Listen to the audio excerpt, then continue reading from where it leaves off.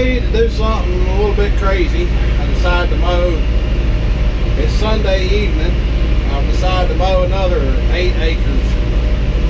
So I've got until Wednesday. If I got everything calculated right,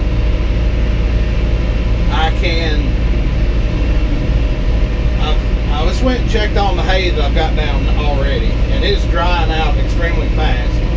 So I think I can bale for my round baling tomorrow, and then I should be able to get all it done. So that'll be a lot of acres gotten up, and then I think with no problem I can square bale Tuesday, and then I think the weather's still gonna be good Wednesday. So I should be at halftime to get up one more field. So I'm going to mow around the old barn in the low bottom. And I know it's wet down there, but I don't know that it's going to ever get any better. So I want to mow it and just roll the dice and see what happens. I don't know what's going to happen, but if you don't get the hay down, you can't ever get the hay up. So I want to put all the hay down that I think I can handle in this stretch of good weather. And I decided to use the Massey to mow it. It's a flat field, it's not steep. I mean, it's got some rolling hills, but it ain't nothing steep about it. And no hard pulls where you gotta go up steep hills or anything. And the John Deere is hooked back to the seeder. So I just decided I'd go ahead and hook this tractor to the mower, mow it down right quick. Shouldn't take too long. And maybe I'm crazy, but you know, I gotta make the best of every single sunny day that I can work in, is my thinking. Because we just don't get very many of them anymore. So I'd hate to waste Wednesday. If Wednesday's gonna be a pretty day and I can get everything else up by Tuesday, then Wednesday is just going to be a wasted pretty day, and I don't really want to waste any days. So that's why I'm doing this. Maybe it's a bad decision, and I guess we'll know Wednesday, and we'll really know by Thursday. So anyway, here's the field. It's the one with the barn in it that people like to see. There's like 20 some acres right here. That ain't mine. Mine starts right here and goes that way. So there's about 8 acres here that I do. Got 2 sides of a creek, and I'm out of DEF fluid. So hopefully I can get through mowing this without DEF fluid. This tractor, if you don't fill the that's the biggest thing I don't like about this tractor. It's got a DEF tank is too small. If you don't fill it up with DEF every single time you put fuel in it, you're just pissing in the wind. And the problem is, when you put fuel in it, you can't get but like a half a gallon of DEF in it. So you got to do something with the rest of the DEF, because it's not really good for DEF to sit around after you're done opening it.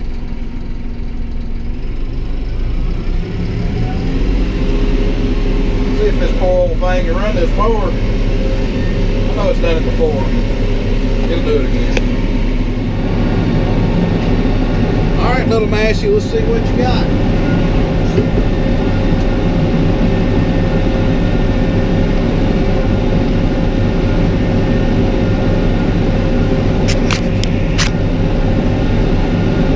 It's going about 4.8. This is the thickest hay I've mowed yet.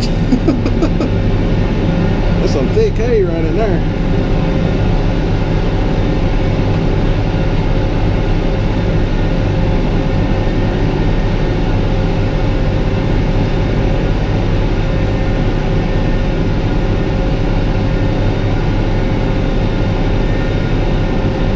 I feel like I need to speed up, but I don't know that I can speed up. Actually, I think I can speed up by about a half a gear by going to low range 6th. Yeah, that's not right. 5.6. That's perfect.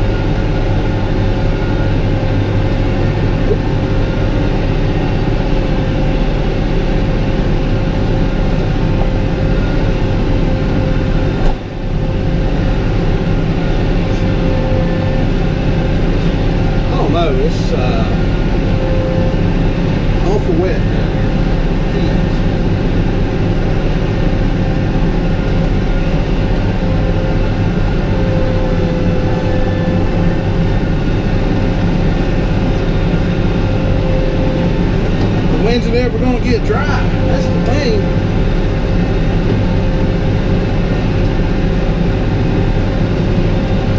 Will it ever dry up again this year?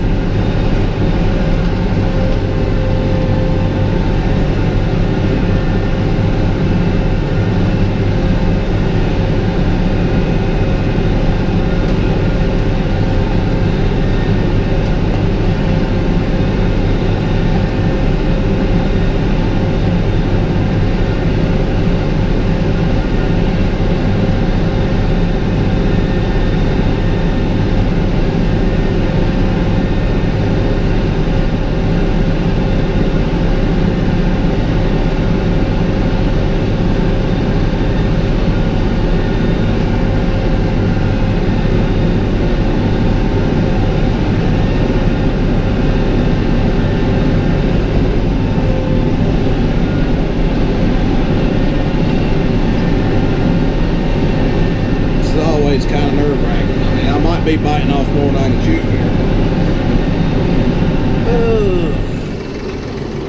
here. So I just wanted y'all to take a look at what I got here in this spot right here. I mean, it is sloppy wet, but it's always like this in a rainy season down here, and I don't know how you get around it, but most of the time I can do pretty good making hay in a mud hole. I don't know how it does it, but you can get it dry. You can't get it perfectly dry if the ground was dry, but you can get this dry enough that you can make good hay right in here. You wouldn't think so, but it gets up on the stubble and it just works. I don't know why, but the whole field isn't like this. It's just this area, and there's another low spot over there, and then the rest of it's pretty good shape. But man, the hay is good and thick in here, and I'm tickled to death with it, and I hope I can get it up dry and everything goes good. So prayers on that. And all right guys, my battery's going dead on my GoPro. I'm going to wore it out today. Talk to y'all later.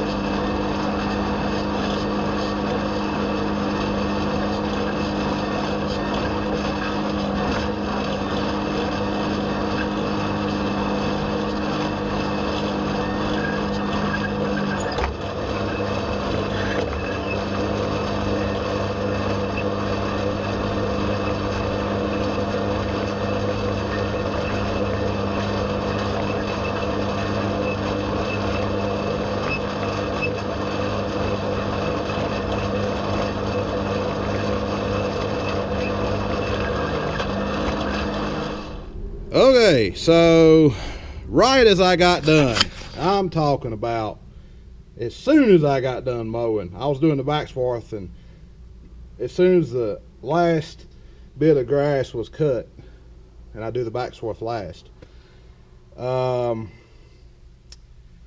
bolt broke. It was this bolt right here. And actually, well, it wasn't this bolt because this one isn't broke, obviously. But it was a bolt that goes right here and holds the center, the shock hub on. It broke on this end disc, and this disc has the tower on it. So, you know, it goes in the center in there. The shock hub is right here.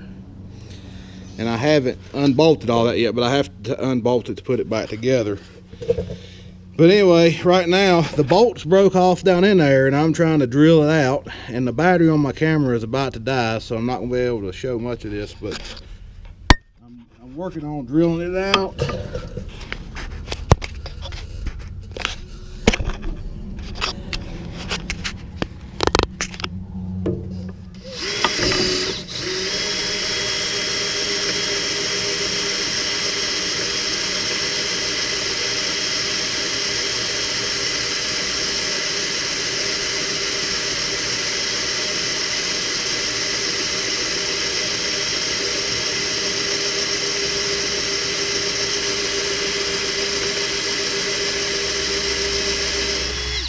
Once I get it drilled out, I'm probably going to drill it a little bigger. This isn't a very big bit here. I'm going to drill it bigger, and I have the easy out kit right here, and I'm going to try to use the easy out on it and get it out. But I'm missing a washer. This spline washer right here, there's supposed to be two of them, one on the bottom and one on the top, and I only have one. I only have this one. The one that was on the top left off with the bolt, apparently, and the kit for the shock hub, which is where I got this bolt, did not have those spline washers in it. So I don't know if I have a spare one here somewhere. I don't think I do. I may try to go look for it because I know where it broke, or I may just have to order one. I don't know how well it'll work without it. Anyway, such is life. Broke down. Okay, so I wasn't able to use the easy out. It just would not bring it out. So I kept drilling on it, and then I finally put this die grinder right here with this bit. The bit come loose on me the last time I was running it, but I bored the hole out right against the threads of the hole with this all the way through the bolt, and now I'm running this tap through it and cleaning the threads out, and it's going to be just as good as new here in just a minute. And I'm probably going to have to order that washer. I don't know, but I got everything else I need to fix this thing. I guess I'll get me a couple of extra washers for next time. But here come some of the threads are coming out of the hole. Right there's one on my tap, so it's cleaning it out and looking pretty daggone good. There we go. I got the hole fixed. I got new threads in it. Everything's good with that now, but I'm gonna have to get that washer before I can put it back together, unfortunately. So I'm kind of dead in the water until I come up with that thing. I think it's pretty important. It creates a sandwich of splines between that, on each side of that shear hub. This is the shear hub right here, and it only has 6 splines in it, but that washer has a full set of splines, and it sandwiches on this side of the shear hub and the other side with those washers to kind of hold pinch this in there, and you torque it to a certain spec, and then if you hit something, it'll shear these teeth out of the shear hub, and the tension on it kind of holds it in place. And also, I'm sure it gives a little bit of traction there to help keep from shearing those teeth off until it gets to a certain amount of pressure. In other words, these teeth aren't the only thing that holding resistance against shearing.